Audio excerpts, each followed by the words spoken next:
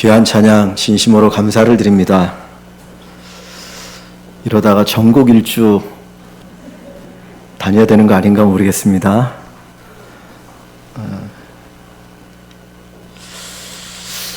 하나님께 예배를 드리는데 찬송 소리가 들리지 않는 예배가 있습니다. 하나님께 예배를 드리는데 기도 소리가 들리지 않는 예배가 있습니다. 하나님께 예배를 드리는데 설교가 들리지 않는 예배가 있습니다. 그냥 웅 하는 소리만이 들립니다. 말을 못하는 농아인들의 예배입니다. 제가 청년 시절 자랐고 전도사 때 사역했던 교회에 농아부가 있어서 한 40-50명 정도 농아인들, 말 못하는 농아인들이 있었고 거기에 여전사님이 계셨는데 그 여전사님도 농아였습니다. 그러다 보니 그 예배를 드리면 우리처럼, 우리 이 실버 찬양대처럼 정말 마음껏 목소리를 높여서 하나님을 찬양할 수 있는 게 아니었고, 입은 벌리고 뭔가 소리는 내고 싶지만 그 소리는 불명확했고 마치 짐승의 울부짖는 소리와 같았지만 그들은 하나님께 찬양을 드렸습니다.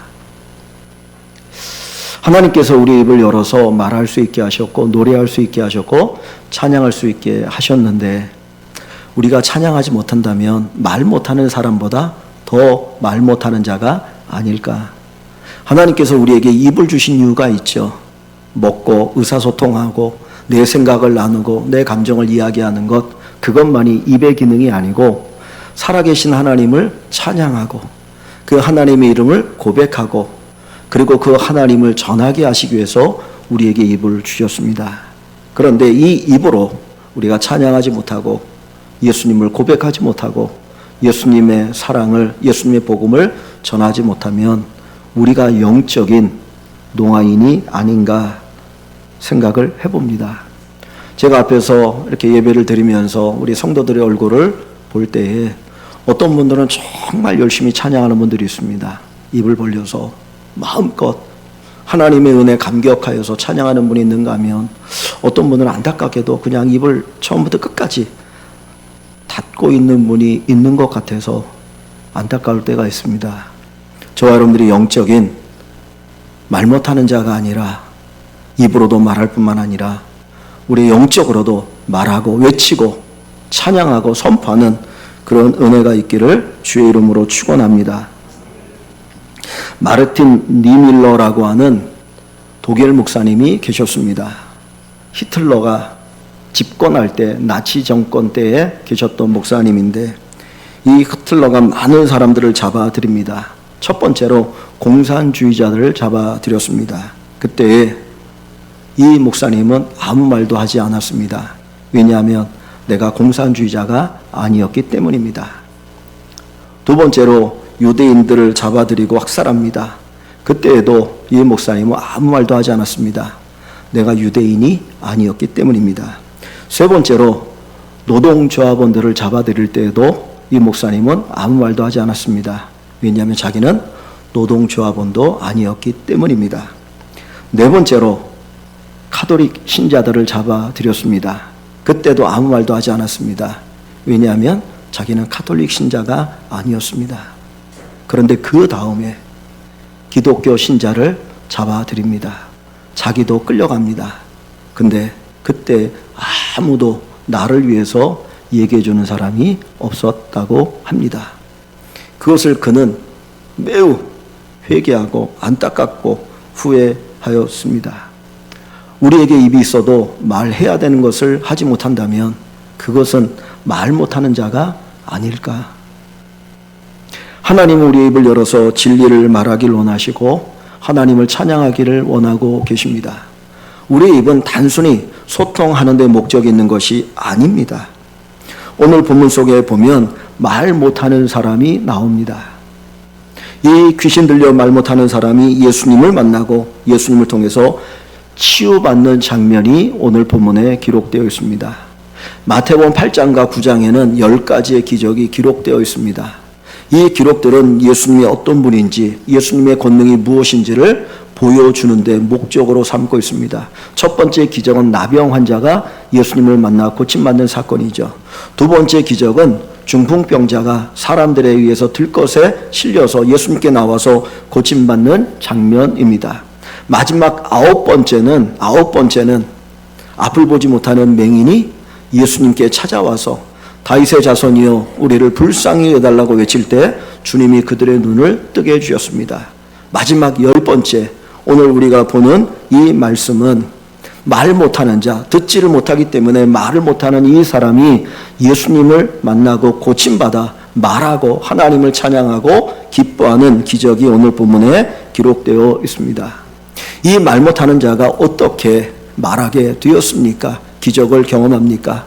오늘 본문에 보면 두 가지를 우리에게 이야기합니다. 첫째, 32절을 보면 그들이 나갈 때 그들은 아홉 번째 주님의 기적을 경험했던 맹인들입니다. 맹인들의 눈이 뜨고 기적을 경험하고 그들은 기뻐 환호하면서 이제 자기의 집으로 돌아갑니다. 그들이 나갈 때 귀신 들려 말 못하는 사람을 예수께 데려오니, 이 말 못하는 자는 자기 스스로 예수님께 나온 것이 아니었고 다른 사람에 의해서 예수님께 끌려온 사람이었습니다.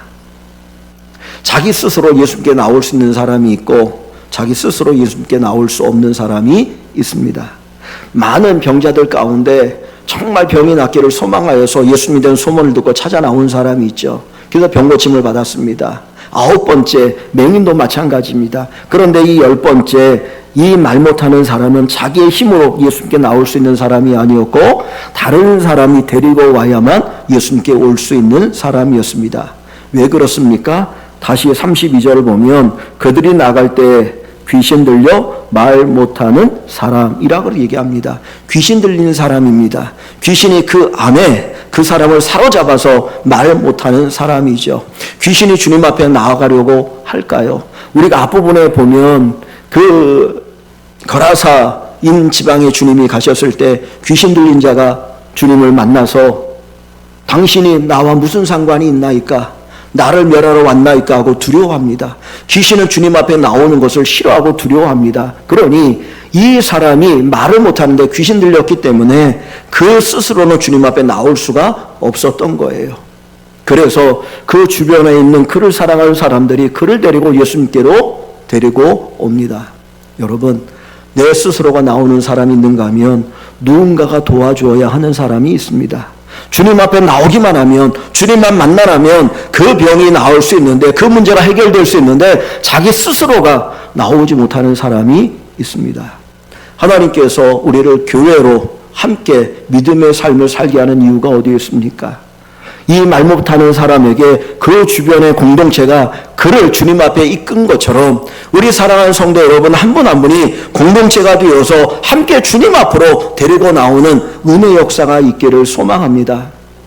아마 이 사람은 귀신 들렸기 때문에 싫어, 안 가, 나 안 가, 나 말 못해도 돼, 안 가, 그리고 끊임없이 저항했을지 몰라요. 그러나 그 주변에 있는 사람들은 아니야, 당신이 교회 예수님께 나가기만 하면, 주님 앞에 가기만 하면 당신의 입도 열릴 수 있어, 말할 수 있어. 그리고 강권해서 그를 데려왔다라는 겁니다. 주님 앞에 데리고 오지 않았으면 그 인생은 달라지지 않았습니다. 주님 앞에 데리고 오지 않았다면 그는 평생 말 못하는 벙어리로 살았을 것입니다. 사랑하는 성도 여러분, 우리의 도움을 구하는 사람이 누굴까요? 어찌 보면 예수님을 만나고 싶은데 스스로 나오지 못하는 사람이 있다라는 거죠.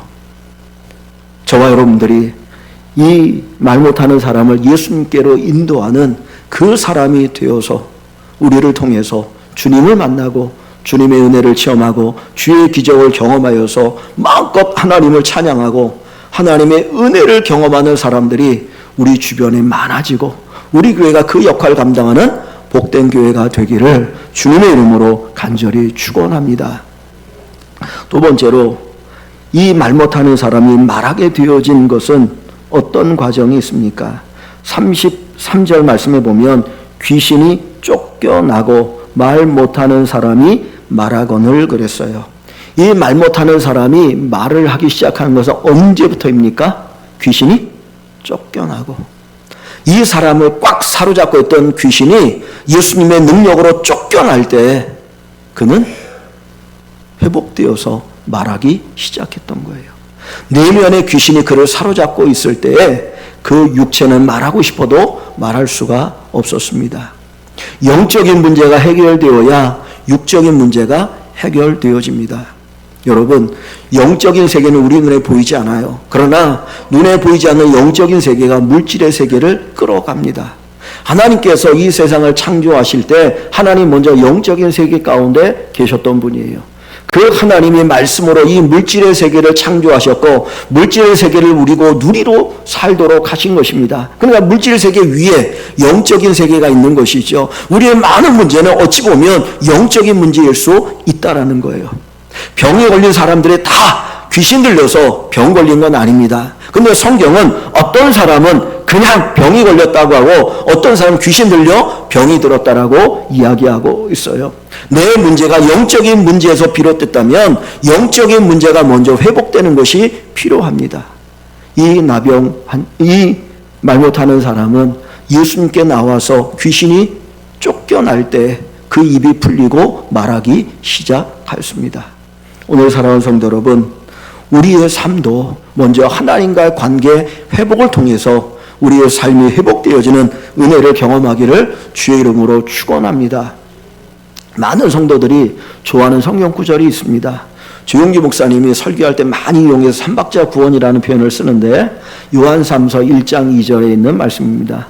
사랑하는 자여 내 영혼이 잘됨같이 범사가 잘되고 강건하기를 원하노라. 그래서 삼박자 구원이라는 표현을 썼거든요.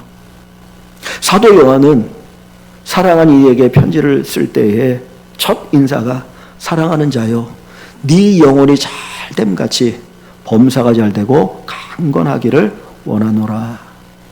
영혼이 잘됨같이, 영혼이 잘됨같이 우리 영혼이 하나님을 만나 하나님의 은혜를 체험하고 하나님의 사랑을 누리고 내 안에 성령의 충만함과 기쁨이 가득한 가운데 우리의 삶을 회복시키시는 주님의 은혜가 있기를 소망합니다. 먼저는 내 안에 성령의 충만함과 하나님의 은혜가 가득할 때에 우리의 삶의 회복이 일어나는 역사가 있게 됩니다.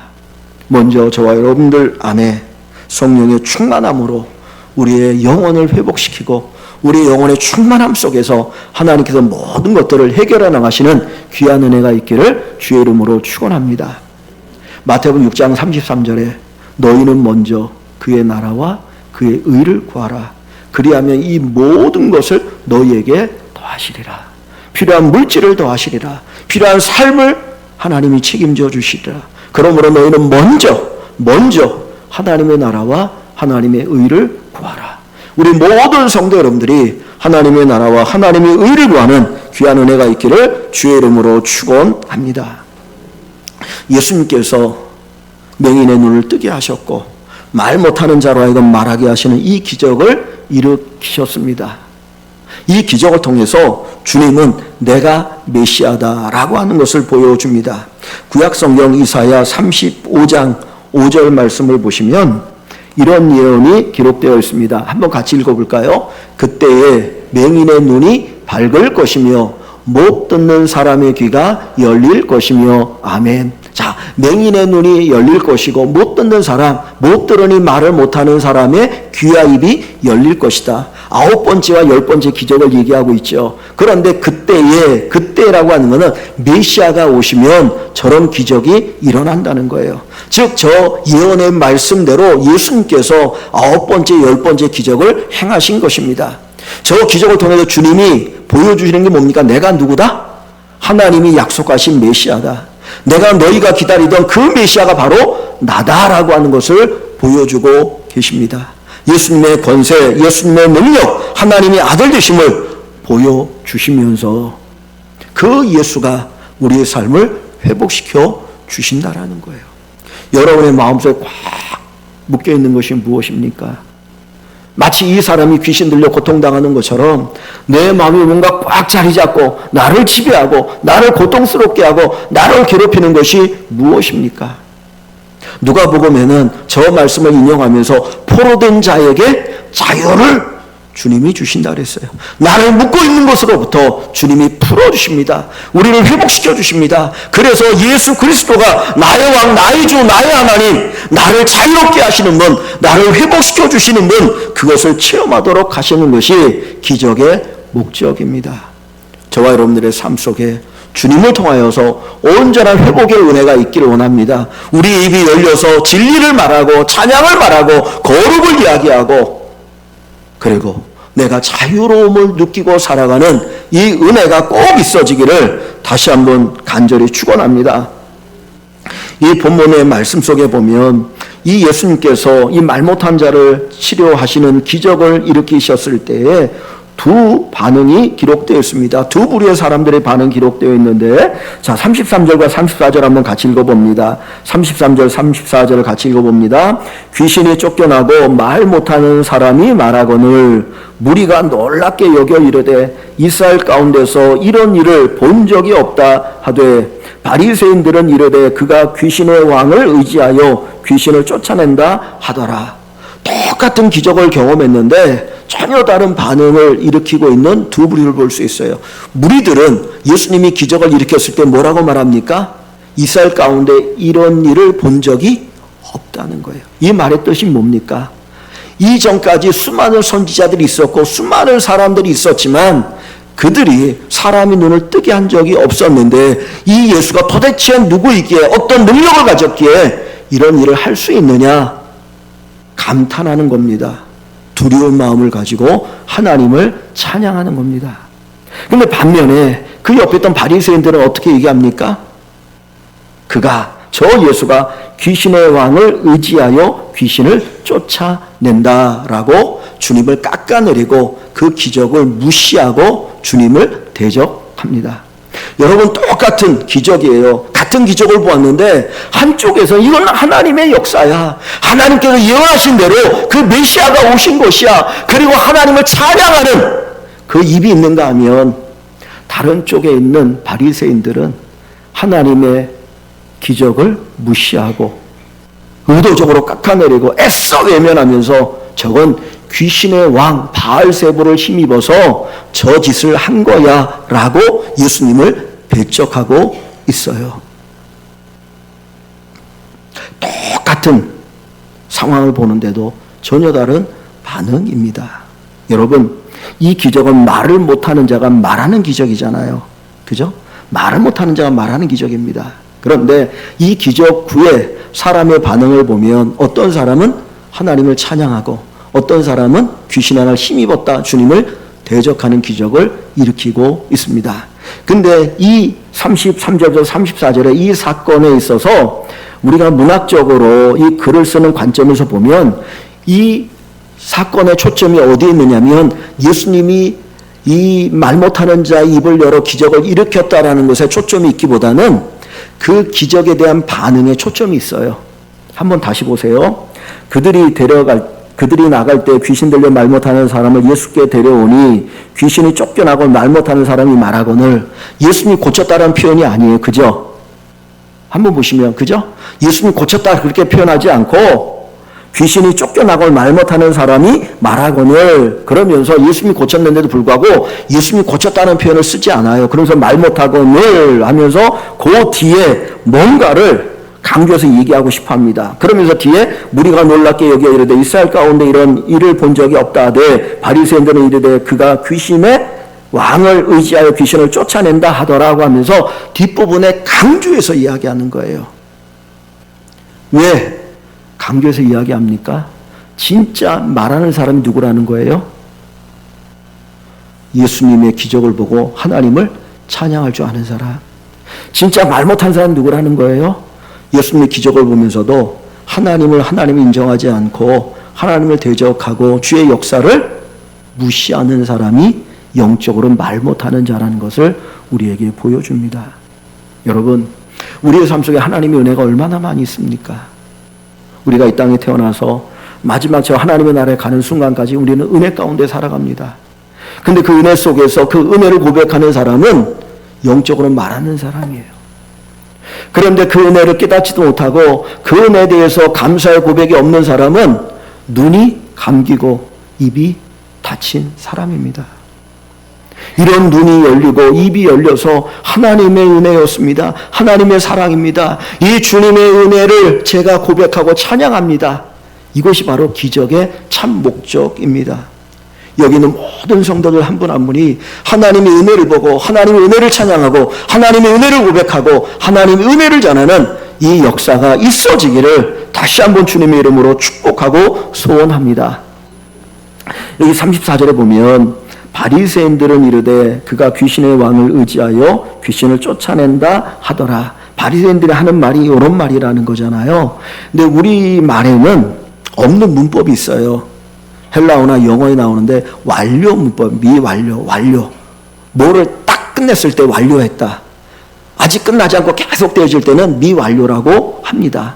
그런데 이 34절이 바리새인들이 하는 말을 표현할 때 문법적으로 미완료, 현재 미완료 문법을 사용해요.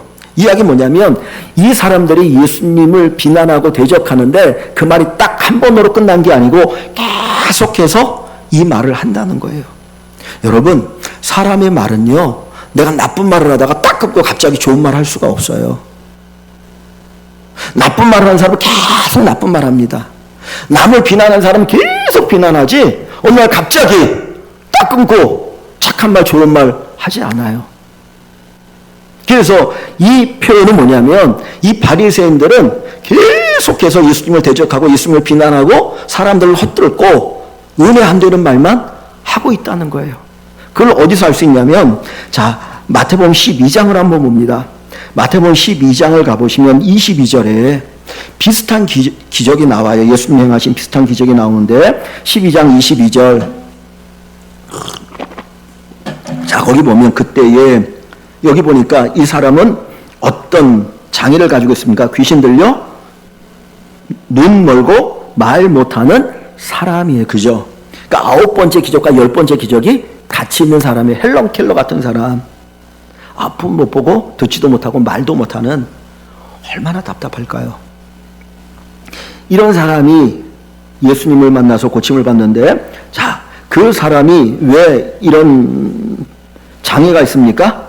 귀신 들려 똑같아요. 그죠? 귀신 들려서 말도 못하고 그 다음에 보지도 못하는 사람입니다. 그 사람을 데리고 왔거늘 예수께서 어떻게 하셔요? 고쳐주셨어요. 고쳐주셨어요. 그랬더니 23절에 그것을 본 수많은 사람들은 다 놀랐어요. 어찌 이런 일이 일어날 수 있어? 그러면서 뭐라고 합니까? 이는 다윗의 자손이 아니냐. 즉 예수님이 메시아가 아니냐. 그 이야기를 하는 겁니다. 이스라엘 중에 이런 일이 없었어. 이제까지 똑같은 표현이에요.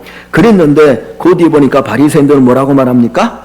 그들은 듣고 이르되 이가 예수가 귀신의 왕 바알세불을 힘입지 않고는 귀신을 쫓아내지 못하느니라 하거늘 똑같이 얘기하죠. 9장에서 얘기했던 그 이야기가 똑같이 12장에도 나온다는 거예요. 그러니까 이 사람들은 한 번으로 끝나지 않고 계속해서 부정적인 말, 불신의 말, 주님을 대적하고 하나님을 비방하는 말을 계속 쏟아놓고 있는 사람임을 보여줍니다. 여러분, 우리의 말이 변화되는 것이 얼마나 중요한지 몰라요.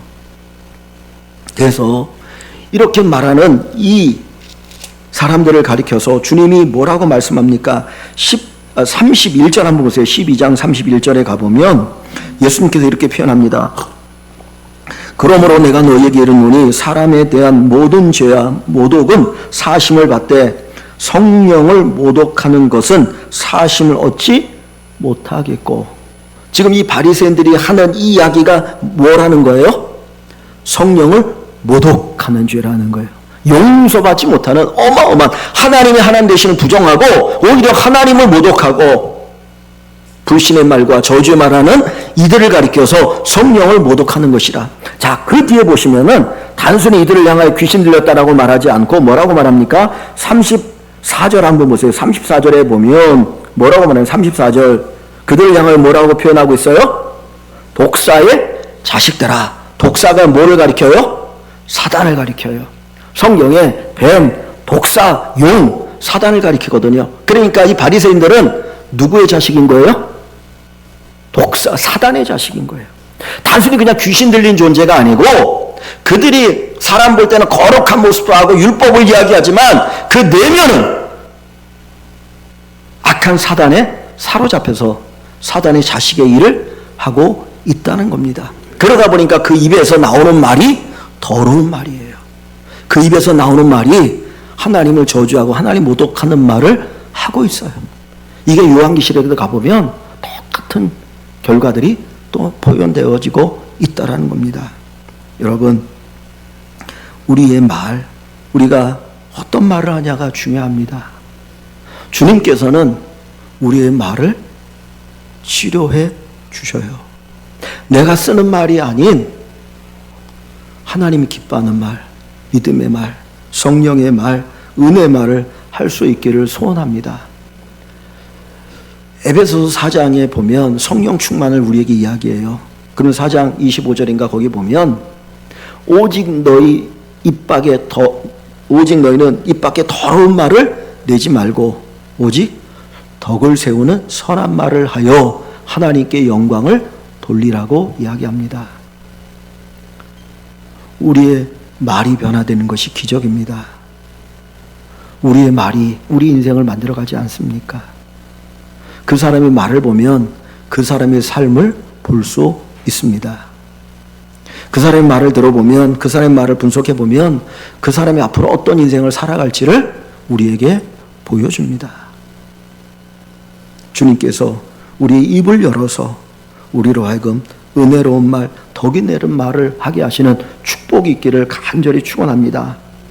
그래서 여기 다시 한번 12장 여기 보십시오. 34절과 35절을 보시면 12장 34절 35절에 그 바리새인들에게 얘기한 독사의 자식들아, 너희는 악하니 어떻게 선한 말을 할 수 있느냐? 너희가 악한데 어떻게 선한 말을 할 수 있겠느냐? 이는 너희 마음에 가득한 것을 입으로 말함이라. 그 마음속에 있는 게 입으로 나온다는 거예요. 35절에 선한 사람은 그 쌓은 선에서 선한 것을 내고 선한 말을 하고, 악한 사람은 그 마음에 쌓은 악에서 악한 것을 내느니라. 내가 너희에게 이르노니 사람이 무슨 무익한 말을 하든지 심판날에 이에 대하여 신문을 받으리라. 결국 우리의 말에 대하여 하나님 앞에 심판을 받겠다라는 거죠. 우리는 무슨 말을 하며 살아갑니까? 우리의 은혜로, 성령의 은혜로, 하나님의 은혜로 우리의 입이 활짝 열려서 은혜로운 말, 덕이 되는 말을 하는 진짜 입 열린 자의 축복이 저와 여러분들의 꼭 있기를 간절히 축원합니다. 그 탈무드에 보면 이런 격언이 있습니다. 사람은 자신이 하는 말의 주인이지만 그 말이 일단 입 밖으로 나간 후에는 그 말의 노예가 된다. 내 입 안에 있을 때는 내가 말을 할 수도 있고 안 할 수도 있어요. 내가 어떤 말을 하느냐 내가 결정할 수 있어요. 그러나 입 밖에 한번 내뱉은 말은 주워 담을 수도 없고 그 말의 결과 속에 우리가 놓이게 된다는 거예요.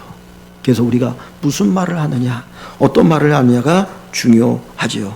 그래서 시편 19편 14절에 이렇게 이야기합니다. 한번 같이 읽어볼까요? 나의 반석이시요 나의 구속자이신 여호와여, 내 입의 말과 마음의 묵상이 주님 앞에 연락되기를 원하나이다. 내 입의 말과 마음의 묵상이란 말이 이렇게 읊조리는 걸 이게 말로 이렇게 조용조용 하는 걸 얘기합니다. 주님 앞에 연락되기를 원하나이다. 마치 예배가 하나님 앞에 드려져서 주님이 받으시는 것처럼 우리의 말이 하나님이 받으시는 말이 되기를 원합니다. 라고 고백하고 있어요. 우리의 말이 뭐예요? 예배예요. 우리의 말이 제사예요. 그래서 하나님 앞에 우리의 말이 연락되어지는 그런 은혜가 있기를 간절히 소망합니다. 시편 141편 3절에 보면 시인은 이렇게 하나님 앞에 갈망합니다. 같이 한번 읽어봅니다. 여호와여, 내 입에 파수꾼을 세우시고 내 입술의 문을 지키소서. 파수꾼이 뭡니까? 경계병이죠. 적이 쳐들어오지 않도록 못하도록 경계하고 있는 것이 파수꾼이거든요. 여호와여, 내 입에 파수꾼을 세우시고 내 입술의 문을 지키소서. 우리의 입을 통해서 누가 침략해 우리를 사단이 공격합니다. 우리의 입을 통해서 하나님의 역사가 나타납니다. 그래서 우리 입에 파수꾼을 세우시고 입술의 문을 지켜달라고 간절하게 기도하는 거예요. 성령께서 우리 입술을 주장해 주셔야 합니다. 예수님께서 말 못하는 자의 입을 열어 기적을 일으키신 것처럼 우리의 말을 바꾸시는 이 은혜가 우리에게 꼭 있기를 원합니다. 여러분, 저와 여러분들이 말하고 사는 것이 얼마나 큰 복인지 몰라요.